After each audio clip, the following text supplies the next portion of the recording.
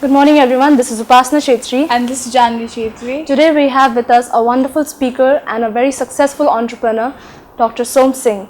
First of all, welcome ma'am. Thank you so much Upasana and Janvi for having me here today. It's our pleasure ma'am. Dr. Som, being the founder and head of Unspun, what inspired you to start this venture? I think the biggest inspiration for me were people like you guys. I wanted to provide employment, not just become an employee in organization. I didn't want to be just an ordinary person leading an ordinary life, working for someone and die one day thinking I did nothing for this country. So I said, I'm going to start up a venture which will change the way people see marketing. Marketing today is mostly seen just as a function of sales, which is not the truth. In books we study that sales is a function of marketing, but the world today sees it very differently because it's all about numbers. But how do you derive numbers? You derive numbers when you have technology at the back end.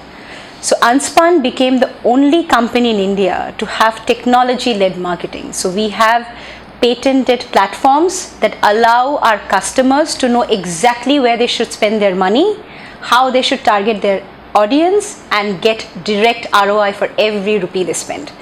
Today it provides employment to over 40 plus people, very young people like you guys, which brings in a lot of intelligence to the company. So to add value to the country was the only vision I had, because of which I wanted to start Unspun. That's great. That is very interesting ma'am. So how did you come up with this idea? This is out of the box.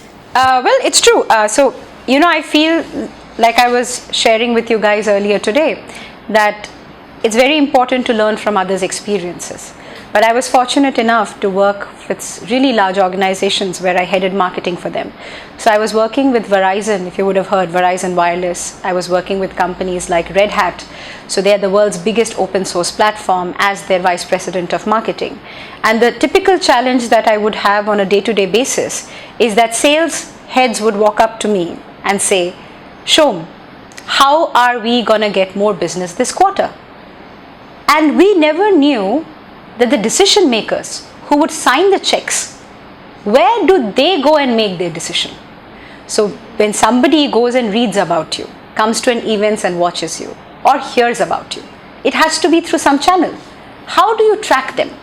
Now, just manually doing research is not sufficient, because how will you know what they do in their day-to-day life? So let me give you an example. Let's say Janvi is sitting in front of me here today as a student of media science. But Janvi, when goes online, likes to read maybe stories, likes to Google on different products, clothes she wants to buy, places she wants to visit. Maybe she's an adventure enthusiast. Even though she's studying media science, maybe she takes a lot of interest in adventure. So I, as a company, should try to target a Janvi using her interests and not by just what I see in front of me. And how do you do that? You need technology to do that. So we said that instead of every day answering that question of how to get more business, let us find out where do these business decision makers make their decisions. We will tap them there. We will catch hold of them there. We will show ads there. We will try to do targeting there, so that when you're in front of their face all the time, they automatically remember you. So once you do that, for every rupee that you spend on marketing, you get a direct return on investment. So it changed the game for a lot of people who every day asked questions, where do I make my business from? So that's what inspired me to start Unspun. So the word Unspun means to uncomplicate. Marketing is derived as a very complicated function. To uncomplicate is to Unspun. That sounds great ma'am. Seems you've worked really hard since the time you started. Well, you have to work hard every day. See, I worked hard even when I was studying. I worked hard when I was working for other companies, and I have to work hard obviously when you have a company of your own. Mostly because there are people who are dependent on you. It's like your family, right? The people who work for you, their livelihood is dependent on you. So if you don't work hard, they will not work hard. You have to lead by example. So that's why I work hard, but I also work smart.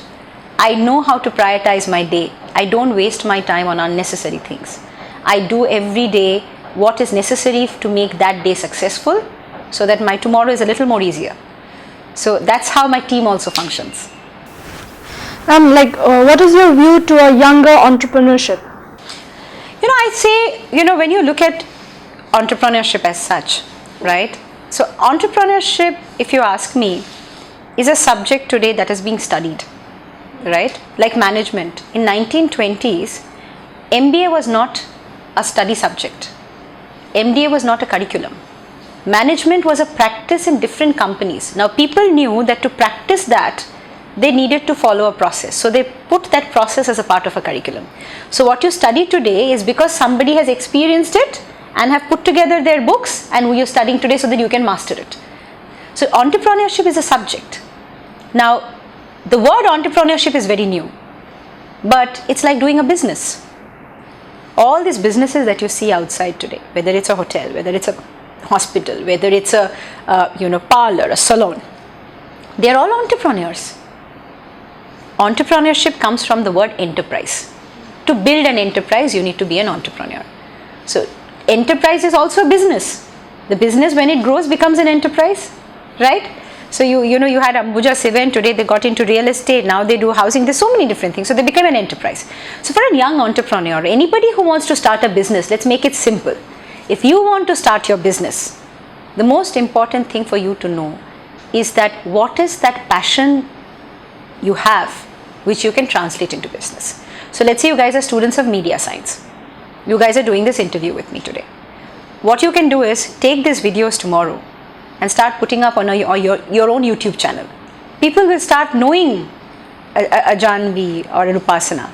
That you're becoming an entrepreneurship there. So you're starting an entrepreneurship there. So at the end of the day, a young person has the advantage of age. So you have chances to fail and learn from it. So if you want to start experimenting, start today. And if you want to be an entrepreneur, start a business that you believe in, and a business that you feel is going to add value to others' life. That's all I'm going to tell to anybody who wants to start something of their own. Just start, then everything will follow. Like, ma'am, we've seen your site and you've done a brilliant job. So what is your experience to Indian investment as far as startup is concerned? Investors are like bee and the startups are like honey. The honey always attracts the bee. It's not the other way around. You are the honey, and remember something.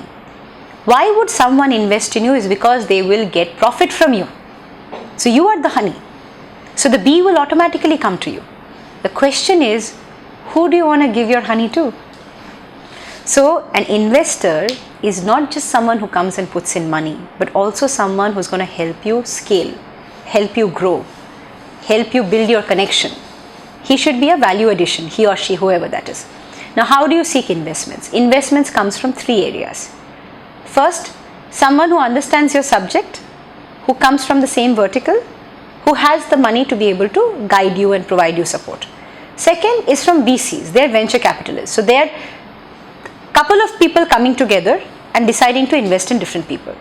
The third is the banks that are providing loans to startup, to smart people who have a good business plan, who has a great idea, and funding that. So money can come from everywhere.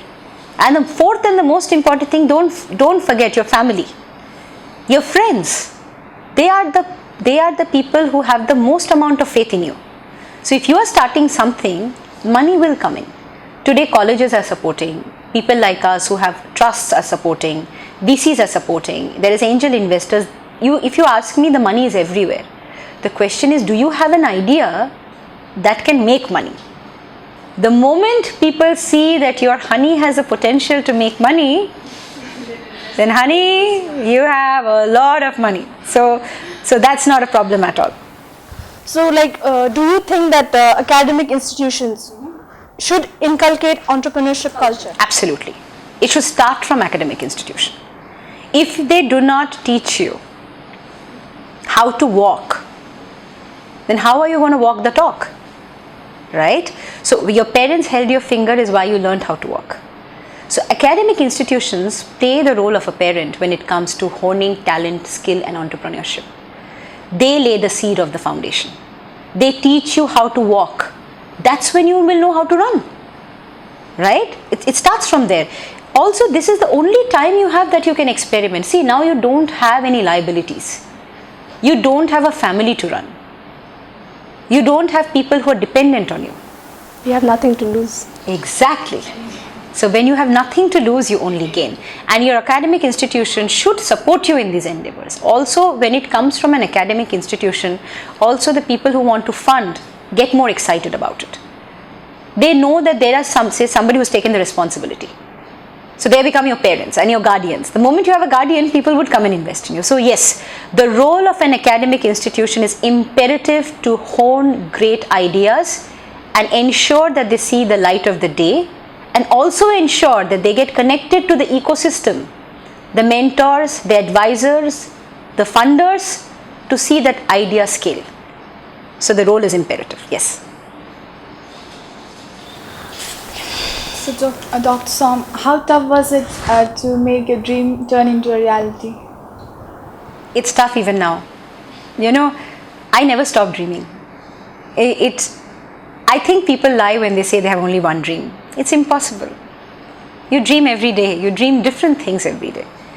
My dream first was to do something of my own, to provide employment to young people, to build a company that will go beyond India. And just to share with you, we just opened an office in New York. But we are ensuring that people from India get employment there, so that they have better lives.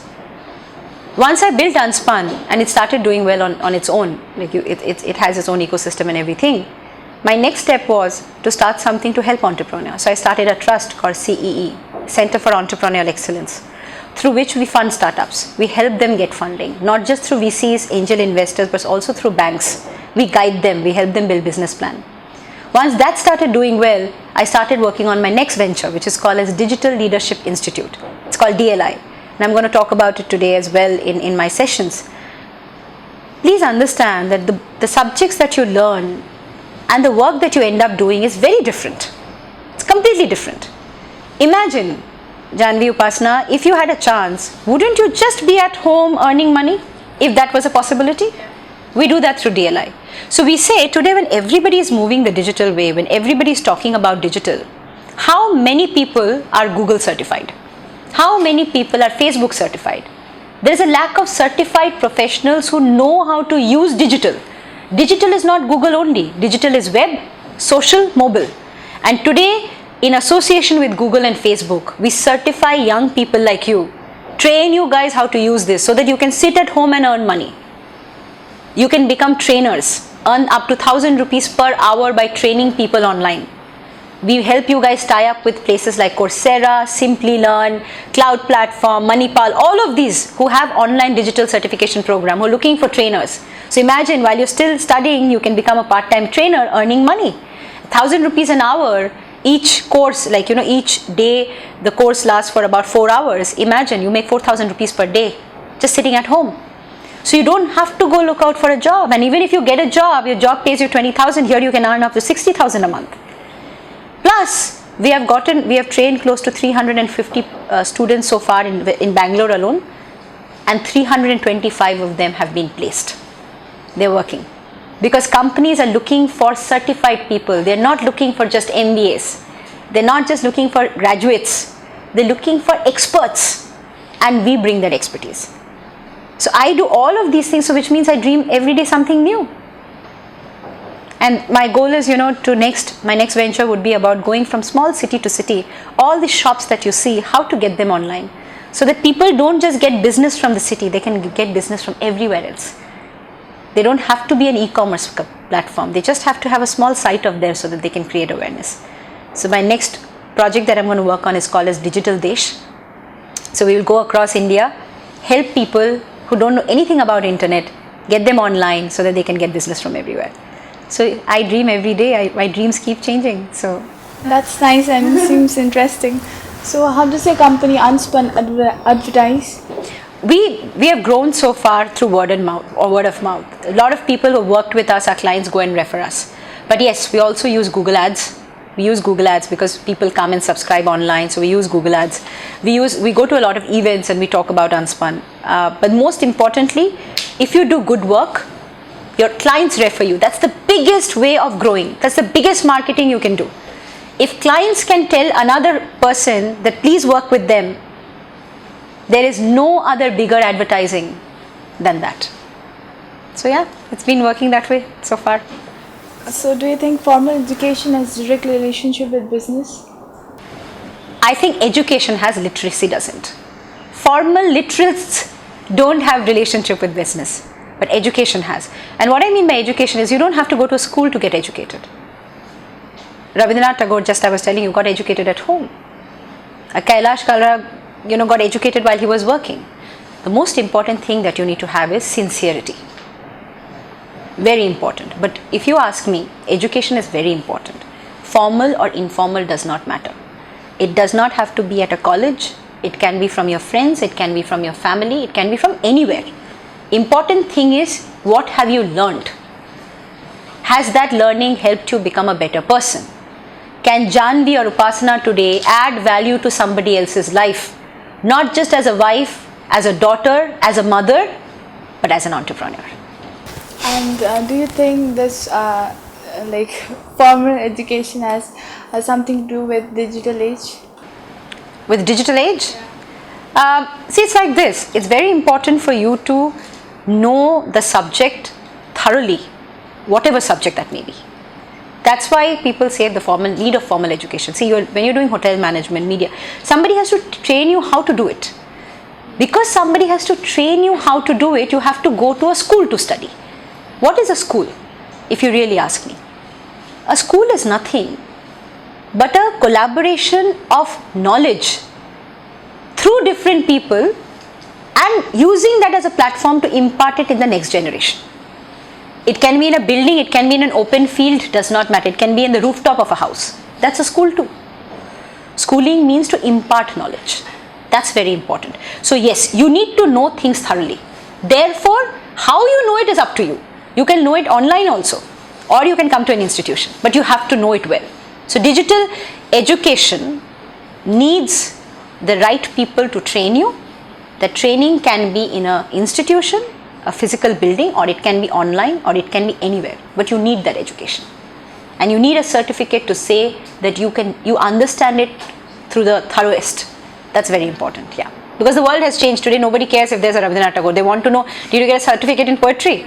So yeah, so that's the important part. Ma'am, I would like to ask you, what is the unique selling proposition of Unspun? Firstly, we are the only company in India that is led by research, and it has a platform that has a patent. So that's the biggest strength we have. So we have a patent, international patent for the platform that we have. Secondly, the most important thing that Unspun has is people who come from diverse field, who are better than me, constantly working with the customers to add value. A true leader always knows what she does not have. So she hires people who are better than her. So Unspun does not have a team of mediocre. It has a team of exceptionals who are working with the client. So that's what makes us different. Okay, that's really good. And our youth who has an aspiration to start up would like to know, how did you manage resources for starting up your business plan? First thing is, I was always good with savings. Because at a very young age I started earning, I used to save a lot of money. And when I left my job to start up, I did not take any money from anybody. The funding came a lot later. When people came and said, please take money, I did not go and ask for it. So I took my savings, I planned it in a way that till I start generating revenue, how much money do I need to pay people, to have an office, to manage my daily expenses, till the time I started making money. So we kept a plan for 6 months. That 6 months we will break even. After that we will start becoming profitable, and then the company will get funded on its own. So saving is very important. Being judicious with your money is very important. Because they say Lakshmi is chanchala. She quickly moves around. So you need to know how to hold on to her. Just like you hold on to your family, you need to hold on to your money as well. So yeah, I saved. That's how I funded. And then I had a lot of people. I was lucky that the people who were working with me in my previous organization actually left their jobs to come and work with me when they got to know I'm starting a company. So when you have a good relationship with people, people will always follow you. That's very important. So true leaders always have good followers. So to kinds of resources. The first resource was money, the second resource was people. The moment I had both, we built the technology. The moment we had technology, we had clients. So everything is a ripple effect. It started following one after the other. Yep, that's how we built Unspun. So we'll now move on to the rapid fire round with Dr. Som. Are you ready? Absolutely. So what does success mean to you in one sentence? Happiness. Life is a rat race. Do you agree or disagree? Nope, I think it's not a race at all. The only race you have is against yourself. It's a race against time, nothing else. How do you evaluate a tough situation in one word? I see it as an opportunity. What do you consider startup as? A challenge, an opportunity, or both? Both. Without a challenge, there is no opportunity, and without opportunity, there is no success, and without success, there is no happiness. So yeah. What does achievement mean to you in one line? Peace. Learning. That's all it means to me. One advice for the dying to do youth aspirants who want to start up. Go, make it big, and once you make it big, share it with others so that they can learn from you. So finally, we are coming to the end of the interview.